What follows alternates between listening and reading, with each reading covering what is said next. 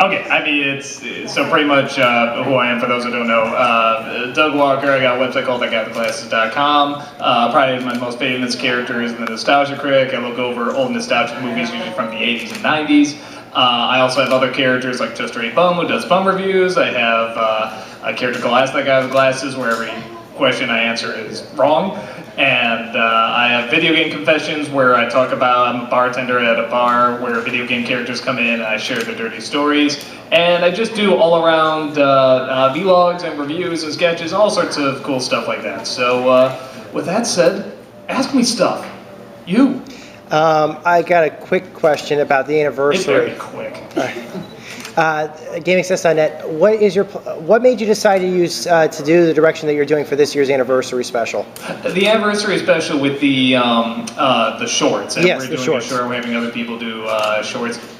We sort of knew we couldn't top To Boldly Flee, so we just decided not to, and we knew we wanted something just different, a little bit more low scale, and could survive on its own. You didn't have to know us in order to enjoy it. And we just wanted the producers, whoever wanted to do it, to be allowed to do their own stuff and sort of come together with their own creative ideas and just something surreal and strange with the internet. And that's ultimately what it is. And that's also Matt Williams' final video on there is his documentary on the internet. So there'll be a lot of really, really cool, fun stuff on there.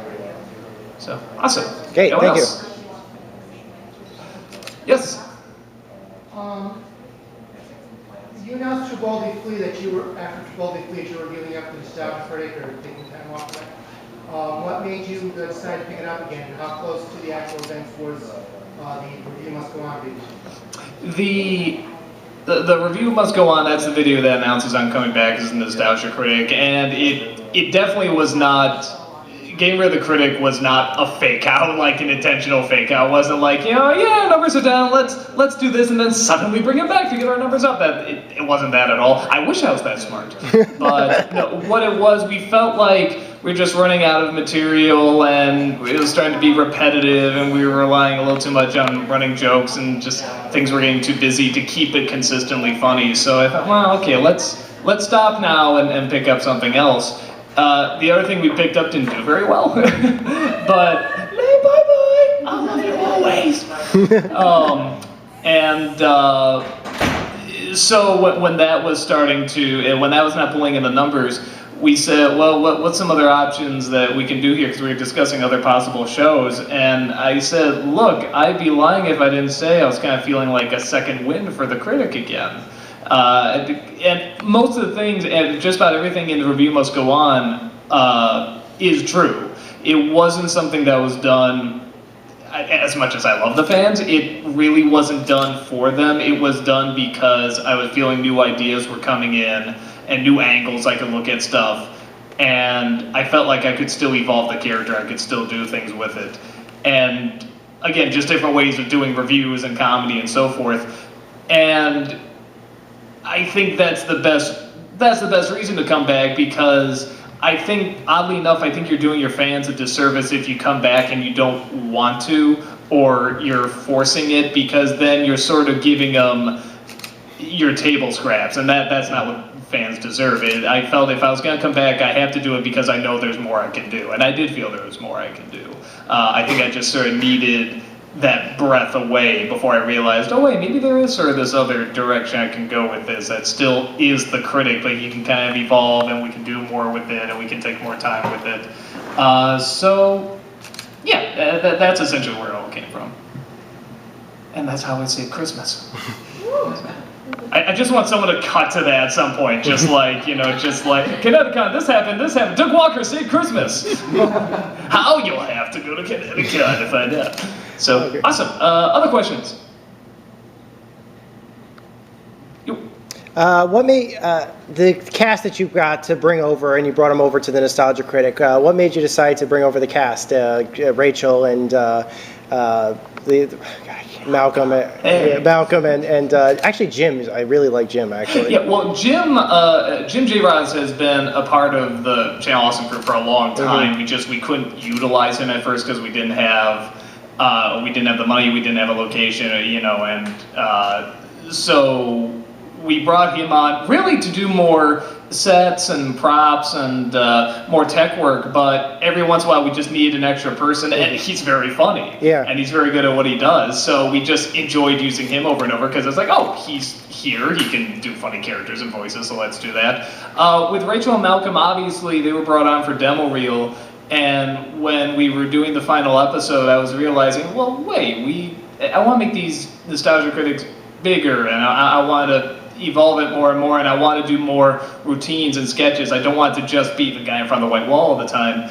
And I thought, well, and let's use them for the same reason we're going to use them in demo reel, so that they can play different characters and they can do different parts. And they're both great at it, and they're both incredibly talented and phenomenally easy to work with. So it just seemed like the logical choice. Like, yeah, let's go ahead and do this. Let's have them on board. Let's keep them on board. Which is funny because when we did when we were telling them, hey, this episode we're shooting here, this is going to be the final episode. And, if we find anything else, we'll let you guys know. And they're very grateful and very kind about it and stuff. And literally, like, the next week, I'm like, hey, you guys still interested? I'm like, oh, yeah. So, yeah, so it's great working with them. I mean, like I said, they're just unbelievably kind people and unbelievably laid back and cool and just wonderful to work with.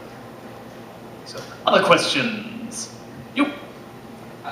Out of all the conventions in New England, what makes you want to come to ConnectiCon every year?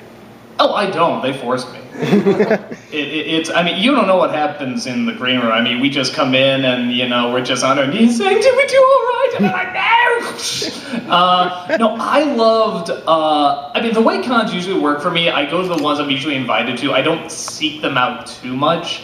And this was one I was invited to last year, and I just loved it. I loved it because it has so many good guests. It has a lot of guests that are great with the fans, are great sort of having fun with the fans, are very funny, very creative, and the fans, of course, are great, and they're having a lot of fun, and they're really excited, and I love the location, I love just the feeling of it. It's something about this con really just gels, and I really love just the feeling of this con. At least I loved it last year. Could suck this year, but I really, really doubt it.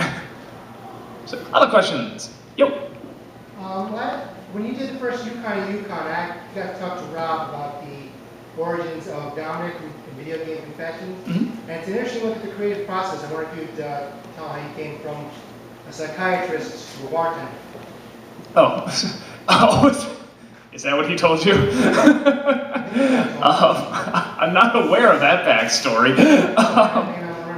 Well, I can tell you how we came up with the concept of Video Game Confessions. I know I wanted to do something with like nostalgic video games, something funny, and the idea of what they're like when like the cameras turn off and their defenses are down and they're revealing their stories to other people.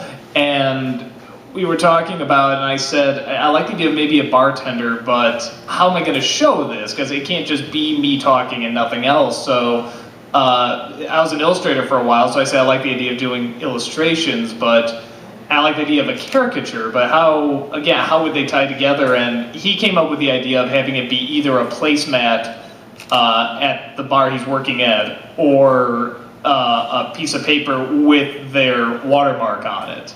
And then I would have the caricature that would probably be like posted up, on the Pixel Palace, that's where they hang them all. But then around that, I would also draw the story that I'm talking about. So we sort of came up with that together. I think it works out very well, and it's different from our other shows, which I like. It's not very loud. It's not particularly mean-spirited or anything like that, but it's very low-key, it's very calm, it's very quiet, and it's just a different kind of humor that a lot of people, thankfully, have really enjoyed. Yes? Follow-up question on that one. The Pixel Palace letterhead, who made that? How did that get designed? Oh, Rob made that. Rob made my that? brother. Yeah, he made the letterhead for the Pixel Palace there, and I love it. If you look close, it's the castle from the first Mario Brothers, which I love. And I think he designed the actual place too. He did the letterhead that he actually, in the opening when you see the bar, he designed that as well. And the other photoshops are me, but I love the design he had of that place. I just think it's so funny. Yeah. So awesome. Other questions?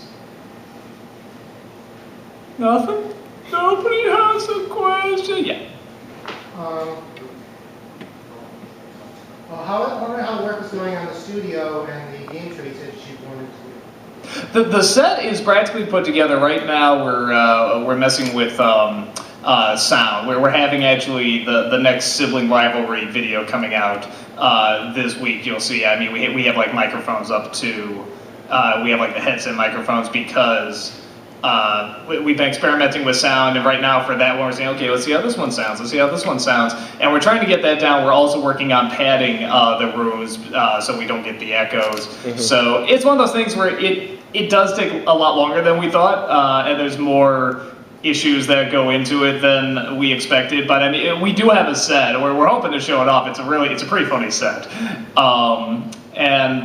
You know, we got the panels ready to go, and you know, an area for the host and stuff like that. I mean, right now it's mostly a sound issue, but yeah, we're putting it together. And it's not something that we're like, oh, they'll never get done, or we'll do it in our time. I mean, it is still in the process of being put together. So it might take a bit, but it's still in the works.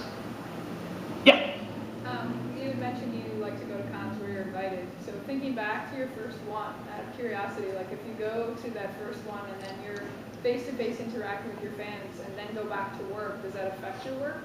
Like that first time that you were invited to a convention and you're seeing all these people, and then going back and having to write and having to like, now that you know what people like best, like did that affect your work at all? The first convention I ever went to involved me jumping in a pool for a video that I was shooting as the Nostalgia Critic. So we worked it all into it. So the idea of does it affect my writing when I get back? It's like I'm writing while I'm at these things. Well, you heard right there. I mean, we're already talking about, you know, hey, maybe we can do this video. I loved your Kylie Barrow. I was like, yeah, maybe we can work on something. I mean, for me, as much as I love coming to the cons, it does take away from work. So the logical thing to do is just bring your work with you. You know, I'm still doing like the Avatar vlogs upstairs. I'm gonna see what I can. I brought my Nostalgia Critic outfit to see if I can film something with other people. So I mean, yeah, there's tons of stuff I love doing at the cons. That's a great environment to do it in as well. Do you feed off of that energy? Oh yeah. And part of the fun, I mean, what I used to do is just go around as a character, like either Chester 8-Ball, Morel, Puke, or something like that. Either someone who's either high on drugs or something like that, and just going around, looking at all the strange people around him, just looking so afraid, and just getting their real reaction from it. And my brother would go around and shoot, and it's just great fun. So yeah, it's always, if it takes away from work, bring the work with you. So, awesome. We have time for one more question. Just one more question, yeah. Most embarrassing thing you did on the site? Most embarrassing video or embarrassing con event, or what was the most embarrassing? Embarrassing thing I did on the site? Yeah. Well, for the site. God, embarrassing thing. I'd probably have to say, yeah, probably just the Let's Play. Really? Yeah, no, the Let's Play. I did a Let's Play of Bart's Nightmare, and I wanted to do this like the day I started doing the Nostalgia Critic, when Let's Plays were just starting up. I thought it'd be funny, but technical issues got in the way, and so I was like, I'll do it later. It was always sort of in the back of my mind, you know, just back burner or whatever. And I realized that when I finally got around to it, which was like 3-4 years later, I was way behind the times. I didn't do my research on how Let's Plays were done, what's a part of them now, and everyone just hated it. And it's one of those where I wish I could be like, no, it's a good video and I stand by it. It's like, yeah, no, it's not very good. So if other people like it, great, go ahead and enjoy it. Yeah, I'm not a fan of it either. And I'm not one of those people that feels like I have to, if something fails, I have to yank it or be like, no, don't look at that. It's like, no, but learn from the failure. See how somebody failed, and know, hey, they can still come back from it. They can still be okay. And yeah, just learn from your mistakes. I mean, I think that's a good thing to remember. So yeah, that's about it, and I shall talk to you later. Take care. Yeah.